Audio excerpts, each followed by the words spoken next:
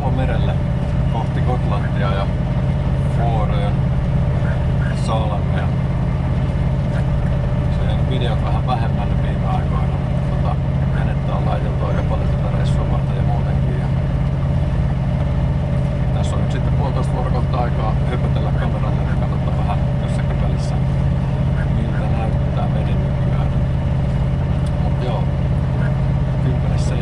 päivä perjantai ja muutama aurinkoinen keli, mutta tuli ihan hirveän sumu tohon aamulle. Sen takia tunnilla, 2 tunnilla itse viivästy lähtee, mutta nyt se on vissiin hälvenevään päin. Aika sumusta vieläkin, mutta kyllä tää pikkuhiljaa tästä kirkastuu. Reilu 4 tuntia tultu ja edelleen koneella painetaan. Purjeet on ylhäällä vähän tukevoittamassa, tämmöistä maininkia jonkin verran on pientä, mutta kuitenkin tuulta on 1,5–2,5 metriä sekunnissa ja vois vähän alkaa tuulemaan, niin sais vaikka spinnun ylös.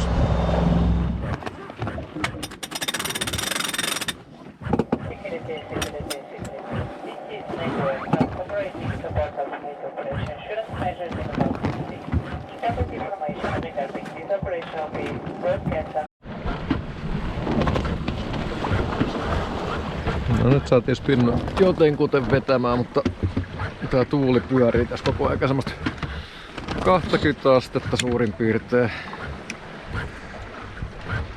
4,5 solmua vauhtia. Tuulta 3,8 metriä. Kevyttä on edelleen. No niin, nyt saatiin aika jeppiskeli. 5 metriä sekunnissa tuulta ja tuolta lanteelta puhaltelee. Venevauhti on siinä pyörii 5 solmun huitteilla. Pari tuntia oli varmaan keskinopeus 3,5, mutta nyt saatiin taas vähän vauhtia. Kello tulee 7, eli hetkinen, kauas tässä nyt on sitten oltukaan jo matkalla. Kohta 8,5 tuntia. 8,5 tuntia 40 mailia. 40,5 mailia. Mutta tosissaan kello tulee 7 ja alkaa olla nälkä, niin tämmönen. Tallinnasta ostettiin jotain tämmösiä valmisruokia. Nää oli ihan jees makuisia. Tämmönen ruvetaan kokkailemaan. Alkaa vähän nousta iltaa kohti. Just niin kuin ennusteessa sanottiinkin. Meillä ei tullut tänne kohti. Edelleen spinnillä on 6,5 solmua vauhtia. Ja jos huomasitte, niin mähän on yksin täällä reissussa. Täällä on tämmönen paketista juttua. Yksin Gotlantiin tällä Kopenhagenilla. Matkaa on jäljellä semmonen noin 120 mailia.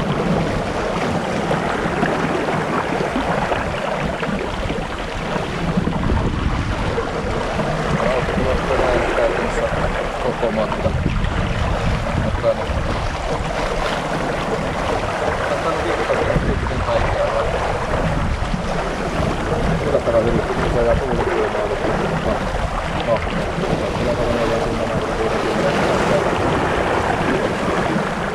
ja sitten olisi aika tehdä merkintälaskua.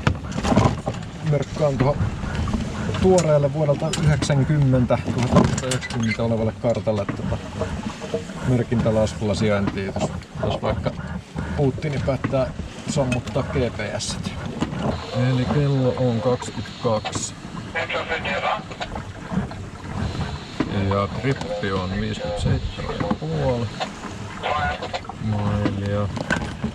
Edellisestä mittauksesta ollaan 11 ja suunta on ollut suurin piirtein 235 astetta. Ja sitten katsotaan. No, täsmälleen samassa paikassa, missä faija on ollut 90-luvulla kello 17.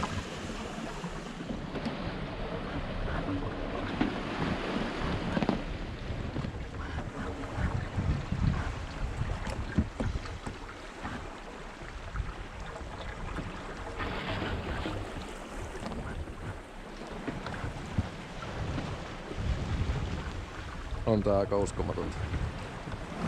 Kello lähtee puolta yötä ja aurinko on laskenut. Edelleen mennään Spinnulaan. Katsotaan päätöksen. Eikä yökistu. Sen verran iltapurjestia, missä on millään tutkimusta pahattu, mutta iltapuolella saatiin vähän volttia tuon hitaan auton. Taas on luvannut kuitenkin vähän nousevaa tuulta yöllä. Ja nyt minun voi tietysti jäädä vähän vähälle.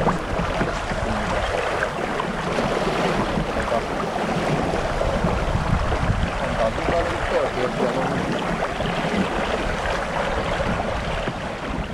on huomenta. Kello on 10:06 ja aamu aurinko nousee. Aamukahvassa. Spinnu on edelleen ylhäällä. Oli koko yön. Yritin nukkua täältä. Makoilin tuolta 15 minuuttia tässä tarkistamassa. En nyt varsinaisesti nukkunut kyllä. Ihan rattia. Meillä oli kuulin oikeastaan ihan suoraan yötä, niin juomin Spinnun molemmat vähän hakkas. Mä yritin ottaa vähän tuulikulmaa, mutta tuulikääntö ei kestä tahtia lisää, kun yritin ottaa kulmaa. Hyvä tuuli tästä suora kurssi kohti Kooreilla saakka. Tuulta 5 metriä sekunnissa ja vauhtia samoin miessolla muuta. Peli on edelleen ihan käsittämättömän hieno. Miten voi olla näin tyyli?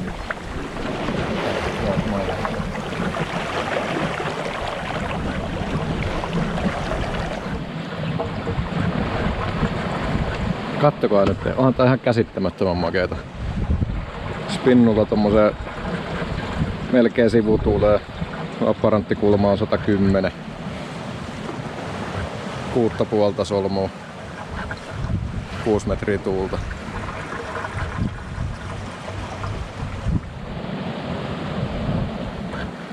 Nätti aamu. Tässä on kohta juhlan hetki. Tämä on tämmönen nettipaalu saavutettu. Yksi pieni hommi hörppö. 100 mailia täyteen. Ensimmäinen kerta ikinä kun mä purjeilin 100 mailia yhtä täyteen.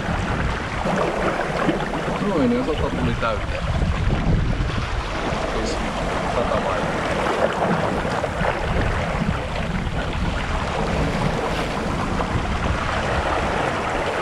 Aikaa meni 19 tuntia 59 minuuttia.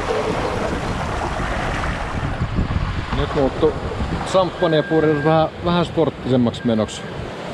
Täällä on 7 ja 8 metrin välissä tuulta ja edelleen mennään Spinnulla. Ja tässä nyt pari tuntia vauhti ollut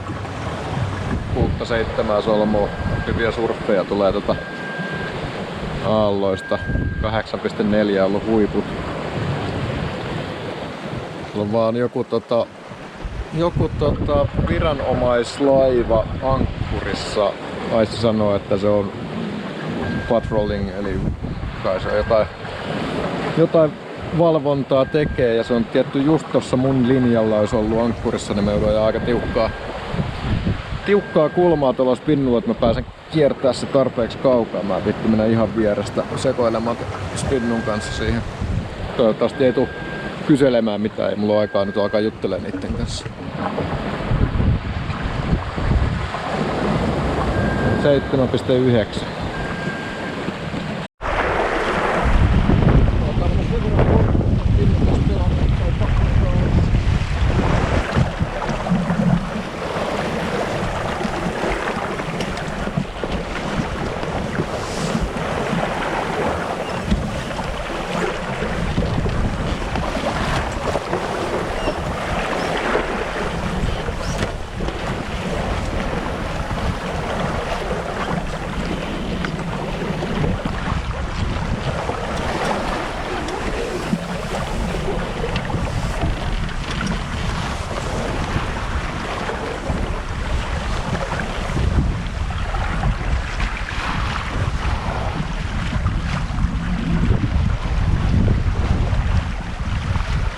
ole vähän turha sporttista touhua. Tämänkin vähän erilaista purjehdusta, kun toi puolet matkasta spinnutteluun. Nyt onkin sitten 8-9 metriä sivulta tai sivumyötästä ja nostatti aikamoisen aallokon. Ei tää nyt varmaan kauhean korkea, mutta annetaan veneen rungon korkuisia isoimmat. Ja hienosti pääsee surffaamaan aaltoa alas. Tässä on useamman kerran 8,5 solmua mennyt rikki. Tietenkään videossa ei varmaan näytä yhtään miltään. Tää on niinku hienoa purjehdusta. Vuoroita mä en oo vielä nähnyt. Mutta joku vajaa 30 mailia varmaan jäljellä vielä.